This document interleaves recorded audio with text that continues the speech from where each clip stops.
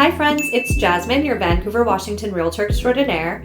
I help people buy and sell homes all over Southwest Washington and the Portland metro area. And if you're planning a move, reach out. Call me, text me, email me, whatever is easiest. I work with a lot of clients who are relocating or just trying to figure out what kind of neighborhood fits their lifestyle, and I'd love to help guide you through that decision too. Because today, we're talking about something that trips up a lot of buyers. Should you buy a home with an HOA or look for something without one? Depending on where you're coming from, you might already have strong feelings about HOAs, good or bad. And honestly, around here, it really depends on the specific neighborhood. Some HOAs are super reasonable, some are more strict, and plenty of homes don't have one at all. So if you've been wondering what the difference actually looks like in day-to-day life, what HOAs cost, what they cover, what kind of rules they come with, I'm breaking it all down for you in this video. By the end, you'll have a much clearer idea of which option makes the most sense for you, your lifestyle, and your goals as a homeowner. And if this is something you're trying to navigate, just call me. I'm here to help.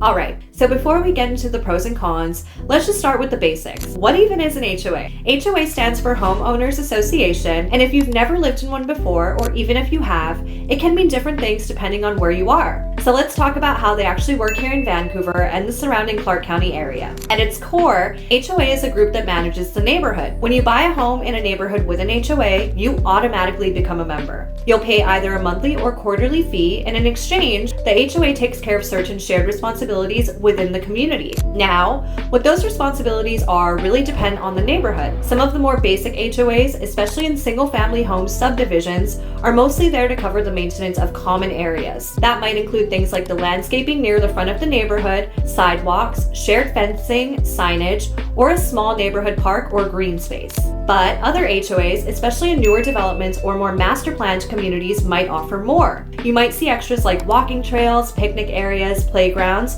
or even a clubhouse or covered pavilion you can rent out for events. A few go even further and organize seasonal cleanup days, block parties, or neighborhood garage sales. It all depends on how active the HOA board is and what's written into the community's governing documents. Then there are townhome or condo-style communities where the HOA might cover things like exterior maintenance. We're talking about roof replacement, siding, paint, and even lawn care. Those fees are usually a bit higher, but for some buyers, that added convenience is totally worth it. In terms of cost, most HOA fees here in Vancouver fall somewhere between $30 to $100 a month. If you're in a small subdivision with very limited amenities, your dues might be super minimal, like $35 a month just to keep up front landscaping and shared signage. On the flip side, if you're in a gated community or one that includes a pool, fitness center, or larger green spaces, the fees could be on the higher end. But to be honest, most HOAs in this area are fairly modest in terms of both price and amenities, especially compared to places like California or Arizona. Now, the HOA doesn't just collect dues and mow the grass, they also set and enforce neighborhood rules. These are called the CC&Rs,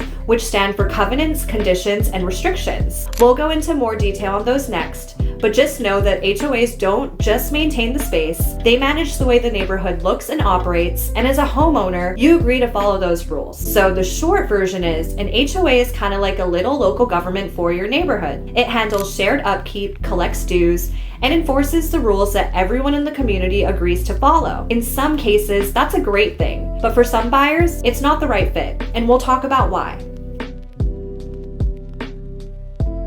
So now that you know what an HOA actually is and how it typically works here in Vancouver, let's talk about why some buyers actually prefer HOA neighborhoods and how they can make life a little easier or more predictable. The first big one is curb appeal. If you've ever driven through a neighborhood where every yard looks clean, the landscaping is trimmed, fences are in good shape, and there aren't 3 broken down cars parked in front of someone else's house, there's a good chance that neighborhood has an HOA. That kind of visual consistency is something a lot of buyers really value, especially when they're thinking about resale. And it's not just about looks. Homes in well-kept neighborhoods often hold their value better over time. Another major benefit is shared maintenance. Most HOAs handle the upkeep of common areas like landscaping at the front entrance, shared fencing, sidewalks, and neighborhood signs. Some even maintain private roads or green spaces, which can really help keep a community looking fresh without every homeowner having to worry about it. But here's where it can go even further. In certain neighborhoods, especially townhomes, condos, or cottage-style developments,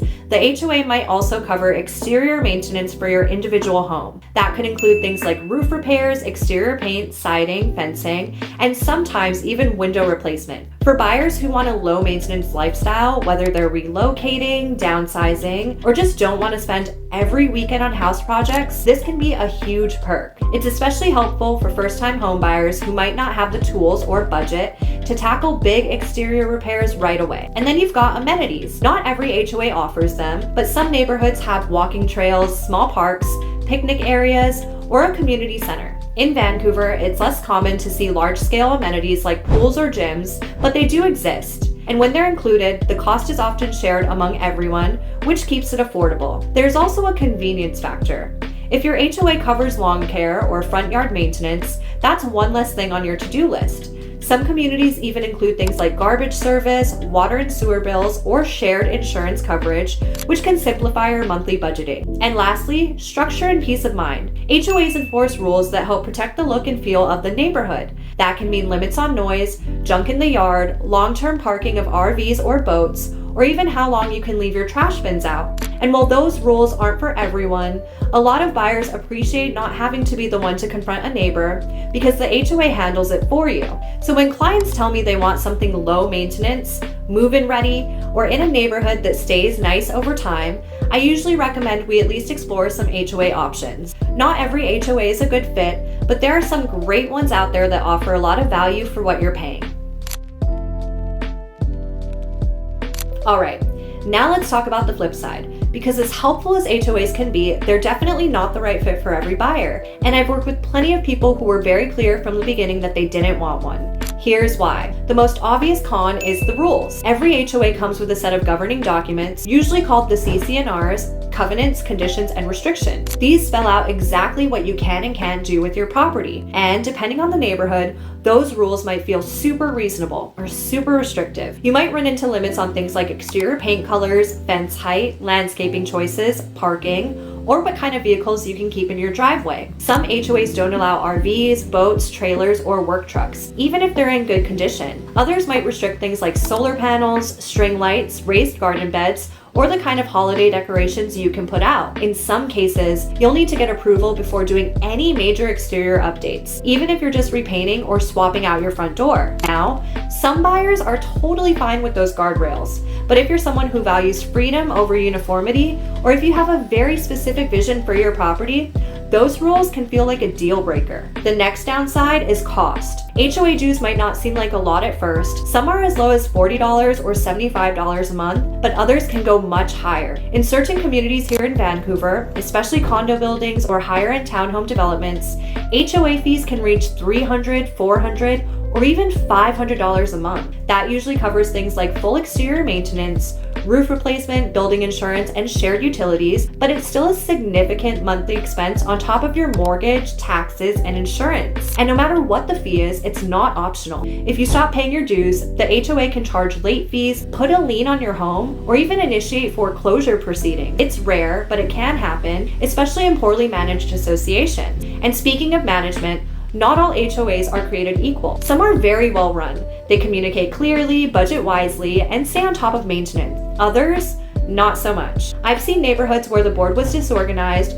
where dues kept increasing without much explanation, or where repairs took forever to get approved. If the HOA doesn't have enough money in reserve to cover big ticket items like fencing or roof repairs, in the case of shared buildings, they can issue a special assessment, basically a surprise bill to cover the shortfall. That could be a few $100s or several thousand, depending on what's needed. Another thing to consider is resale restrictions. Some HOAs limit whether you can rent out your property, or they might cap how much homes in the neighborhood can be used as rentals at any given time. If you're thinking about turning your home into an investment property down the line, that's something you'll want to know ahead of time. And lastly, there's just a simple truth that you don't have full control. Even though you own the home, you're still part of a managed community, and that means someone else gets a say on how you use your space. For a lot of buyers, especially folks who are handy, creative, or just want more flexibility, that's a deal breaker. So bottom line, if you're someone who wants to customize your space, store your boat in the driveway, or have full freedom to make changes without asking permission, a non-HOA home is probably going to feel a lot better in the long run.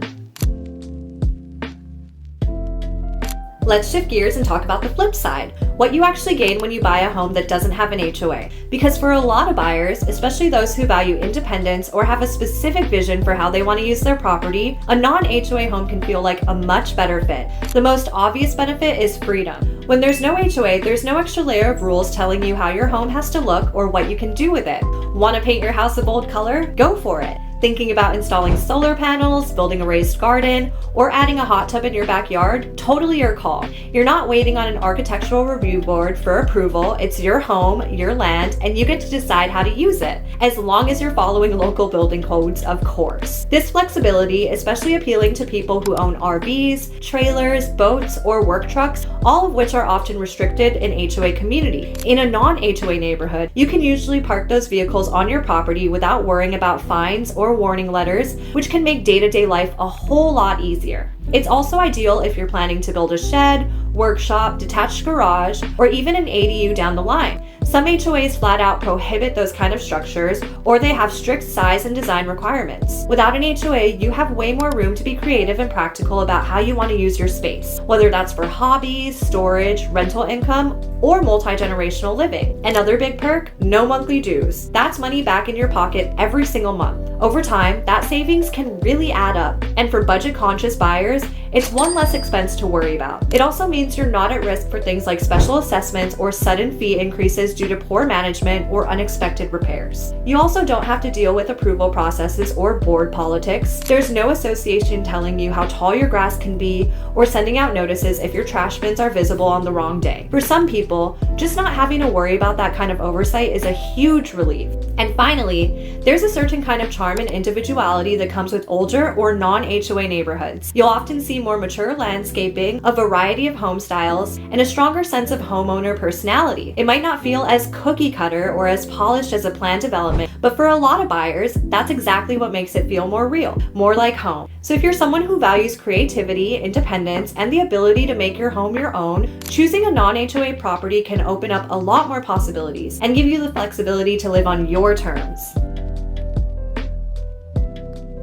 While living in a non-HOA neighborhood offers a lot of freedom and flexibility, it's not without its trade-offs. And I think it's important to be honest about what that can look like day to day, because the same things that make non-HOA living appealing can sometimes create challenges. The first one is lack of neighborhood consistency. Without an HOA setting standards, every homeowner is free to do their own thing, which can be great until it's not. Maybe you keep your yard looking pristine, but your next door neighbor hasn't mowed their lawn all summer. Or someone decides to park 3 broken down cars in their driveway, and suddenly the curb appeal of the entire street drops. There's no association to enforce rules or send out notices, which means you're left with less control over how the neighborhood looks as a whole. Then there's maintenance. In an HOA neighborhood, you might have common areas like entryways, walking paths, or shared fences that are taken care of for you. Without an HOA, all of that responsibility falls on the individual homeowners. So if a fence between 2 properties falls down, it's up to the neighbors to figure out who's going to fix it and how much it'll cost. There's no neutral third party managing things. Another thing to consider is resale. While plenty of buyers love non-HOA homes, some buyers actively seek out neighborhoods with HOAs because they like that clean, uniform look and the idea that property values are being protected. If your neighborhood has a lot of deferred maintenance or doesn't show well, it could impact how quickly your home sells or what price you can get. It's not always a big issue, but it's something to keep in mind. There's also the fact that more freedom means more neighbor-to-neighbor issues. In an HOA community, if someone's being noisy late at night or building a fence that crosses property lines, you can escalate that through the association. Without one, you're either dealing with the city or you're knocking on their door yourself, which isn't always fun. And finally, no pooled resources. An HOA collects dues that can go towards shared repairs, landscaping, or community amenities. Without one, there's no shared fund. That means things like snow removal, repaving a private road, or even basic neighborhood cleanup days all come down to individual homeowners organizing and paying for those things themselves. For some buyers, those trade-offs are totally worth it for extra freedom. For others, they'd rather have a little structure, even if it comes with a fee and some rules. I hope this helped give you a clearer picture of what it's like to buy a home with or without an HOA here in Vancouver, Washington. It's one of those things that can feel small at first, but it really does shape your experience as a homeowner. And the truth is, there's no right or wrong answer. It just depends on what feels like the right fit for you. If you're planning a move to Vancouver or anywhere in Clark County, and you're still trying to figure out what type of neighborhood fits your lifestyle best, I'd love to help. I work with buyers relocating from all over, and part of what I do is help you navigate not just the homes, but the neighborhoods, the HOAs, or lack thereof, and all the little details that make a place feel like home. You can call me, text me, email me, whatever's easiest for you. I've also linked my buyer questionnaire down below if you're still early in the process and just want to share a little more about what you're looking for. There's no pressure. It just helps me get a better feel for how I can support you. And now I want to hear from you. Would you rather live in an HOA neighborhood or a non-HOA neighborhood, and why? Let me know in the comments below. I love hearing different perspectives on this, and your experience might help someone else who's going through the same decision. Thank you so much for watching, and I'll see you in the next video. Bye!